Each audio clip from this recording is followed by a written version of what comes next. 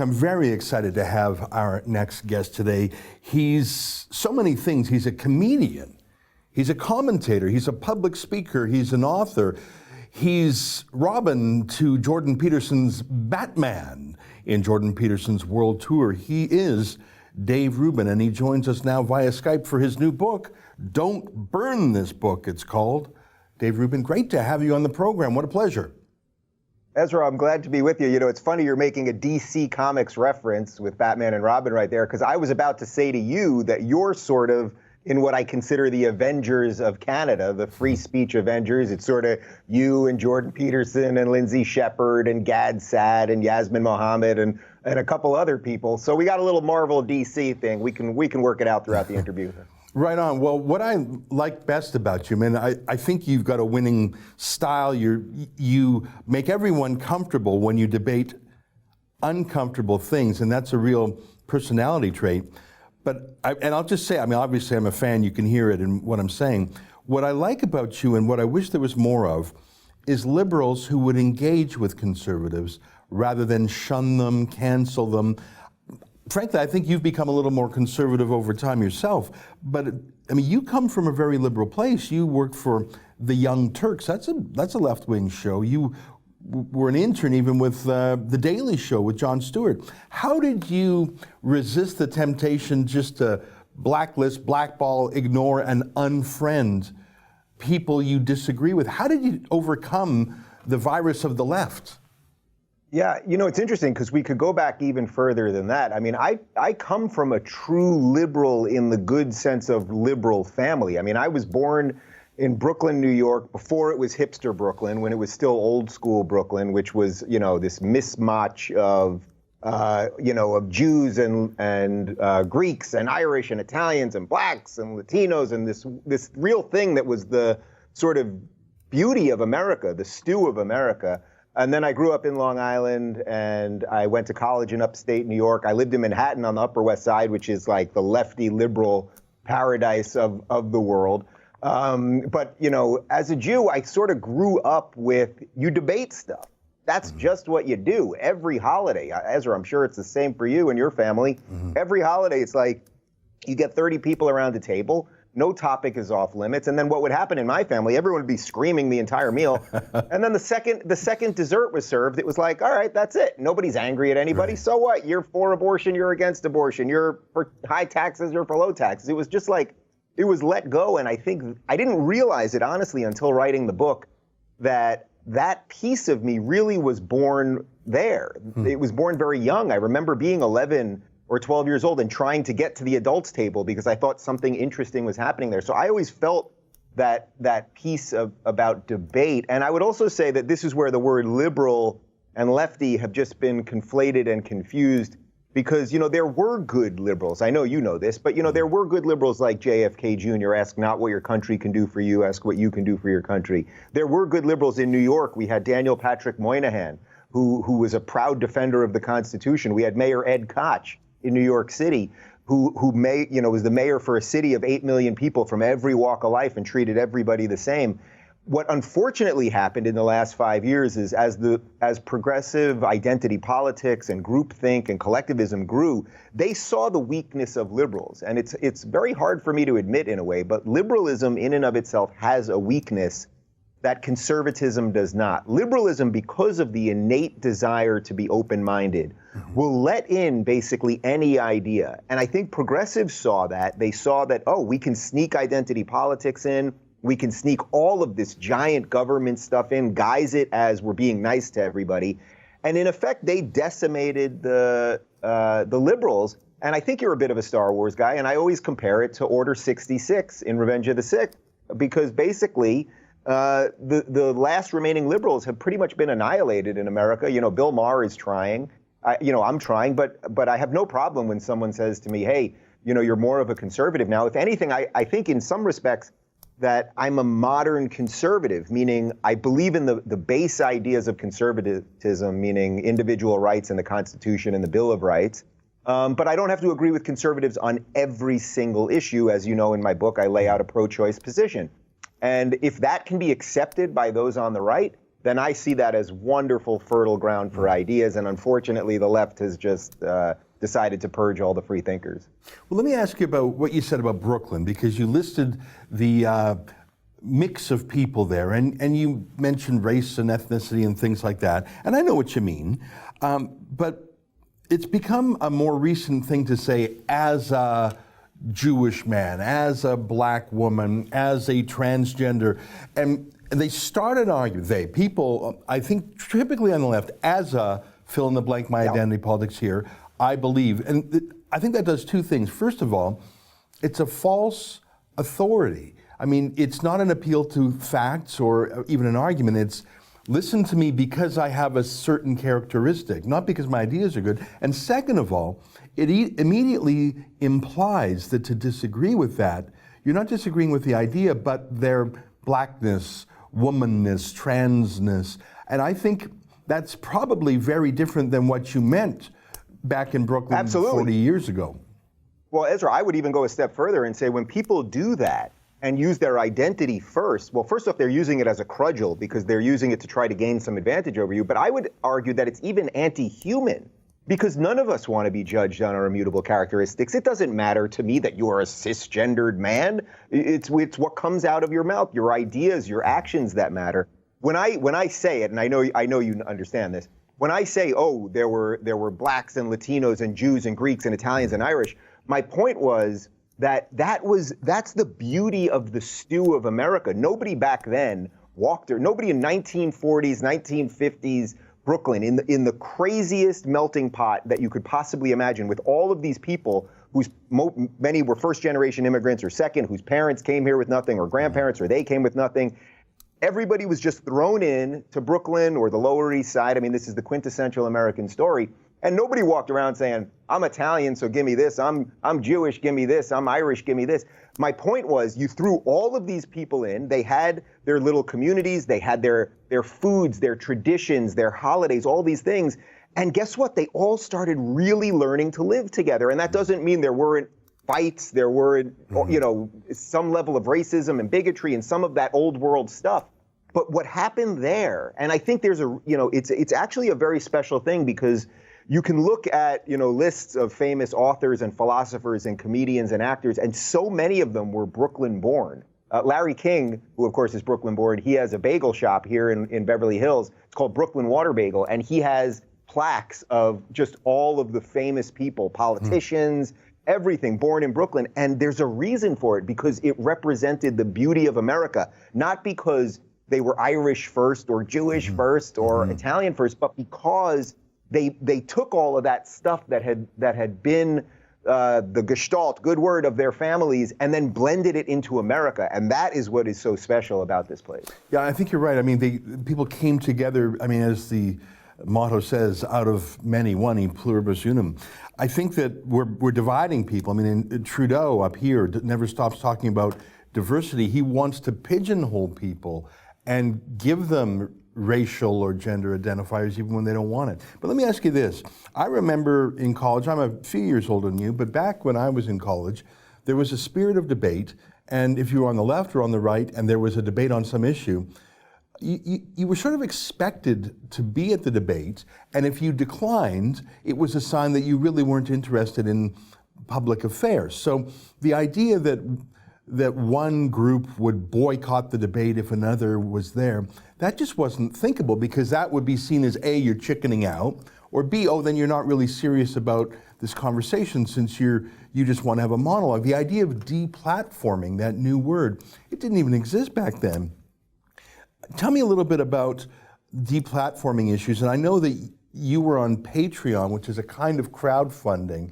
We do it a little differently up here, but tell us a little bit about deplatforming, censorship, and your Patreon story, if you don't mind. Yeah, there's so much there. I mean, look, again, this goes to sort of what I would describe as the death of old school liberalism, which I am trying to reignite and give life to in my book, because I believe that classical liberalism has good principles that in many ways were the founding principles of the United States, individual rights and light touch of government. That's a very founding principle here. But as the progressives came in, they said, you're all bigots and racists and everything. And then that gave them, in their mind, a license to say, well, we don't have to debate any conservative, because if you're a conservative at any level, meaning you're for low taxes or you're not for the welfare state or something else, that is evidence that you are a bigot and a racist. And why would I platform or appear on a stage or anything else with a bigot and a racist? And for some reason, and again, this goes to that sort of weakness of the open mind of a liberal, the good liberals just sort of stood there and got executed and no longer exist. I just simply don't know where they are, again, with the exception of Bill Maher and maybe a small smattering of handful of other people. But as far as deplatforming, this idea that if a college invites a speaker, if an accredited group at a university invites a speaker, I believe that it is incumbent on the university to let that speaker talk. Now, that doesn't mean you agree with the speaker. It doesn't mean that they don't have odious views, but that must be allowed to happen. Now, especially at a public university. A private university, look, they can do their own thing, whether we like it or not, whether we feel it's an assault on free speech or not, but a public university, of course.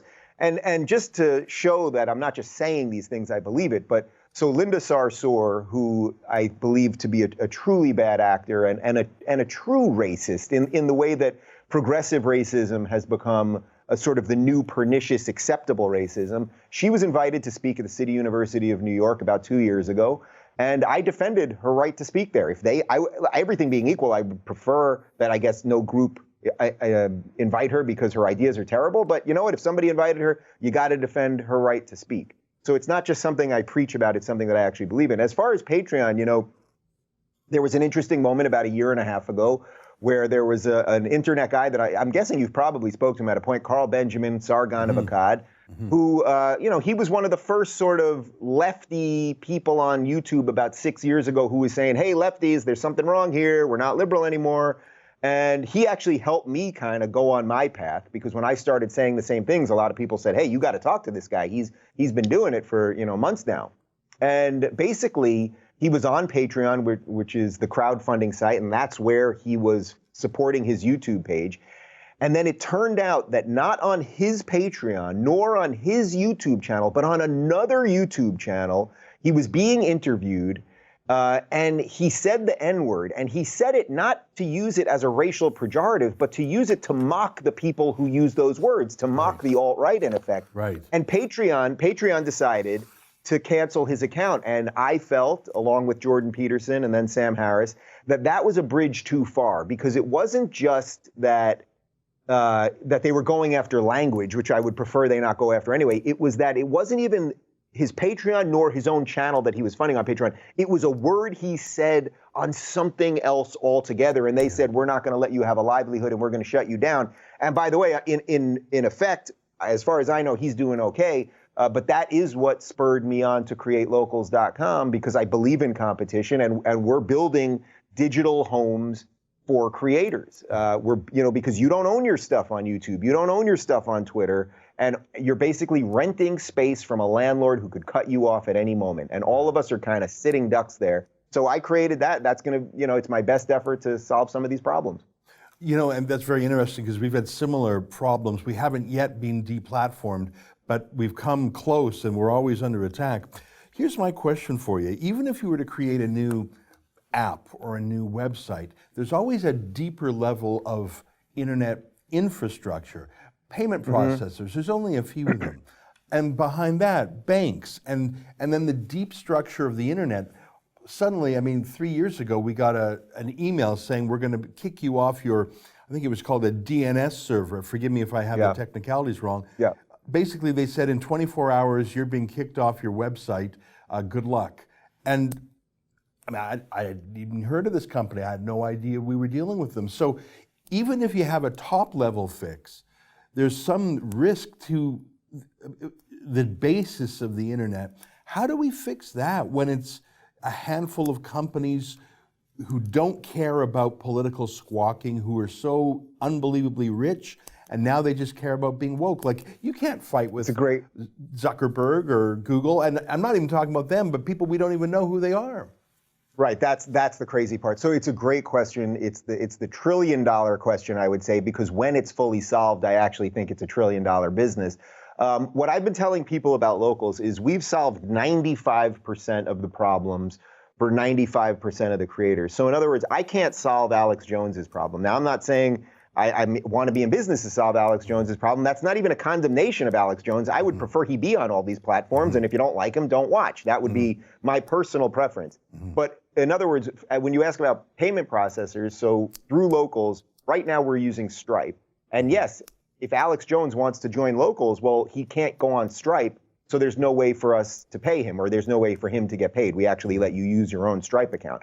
So that's what I mean by 95% of the problems for 95% of the creators. The direct answer to your question is this is all going to be decentralized, and it's going to be a lot of crypto blockchain stuff. We're working with some companies on some of that on the payment side. But the next evolution of all of this also is that it's going to be decentralized storage. Because you won't be able to trust just that your server, if you're using Amazon servers or whatever server you're using, that they won't cut you off too. That's your point. So we're going to actually have to get to the point where it's decentralized video and audio too. There are a couple companies that are doing some interesting stuff with that we're talking to. But I think one of the problems is for the people that understand these issues, it's like everyone wants the solution tomorrow. Right. And it's like, if it was possible tomorrow, it would have been done. Trust me, I'm friends with a lot of the key people in these spaces that understand this stuff. And there's, as you're saying, there's so many complex issues that when you solve one issue, you actually create 3 more problems. So we're working on it, and I think we have the right team. And I would welcome any of your viewers to check out what we've done with locals.com. RubinReport.com is really the first project of Local. We have iOS app, we have a Android app. We've built out a great community there. There's no trolls and there's no bots. We have our own video player, our own audio player. This week, I think we're adding it today, we're adding live chat. So we've done, there's no algorithmic manipulation of the news feed. We've done something really, really nice and sleek. And my hope is if I can solve my problem, that we can spawn that off to solve other people's problems. And I'd love to work with you guys at Rebel on it. So we should talk separately about that. Well, thank you very much. I know you got to go, but I think I have 60 seconds left. You got so many book interviews. It's amazing. The book is called Don't Burn This Book. The guest is Dave Rubin. You can buy that book on this website at the link, the Amazon link below the page. Let me ask you one last question. That was a great technical answer, but let me bring it back to the larger feeling of your book. We talked about being deplatformed in debates and political places, but I see stories of men and women getting divorces because he's a Trump supporter and she's not. I see people writing about such things in the New York Times. And that's a bigger problem than just politics. Give me your thoughts on relationships, personal, longtime friendships being ended this way. Maybe it's always been that way, but it seems to me to be particularly acute. Give us your last thoughts and then we'll set you free to continue your book tour, my friend.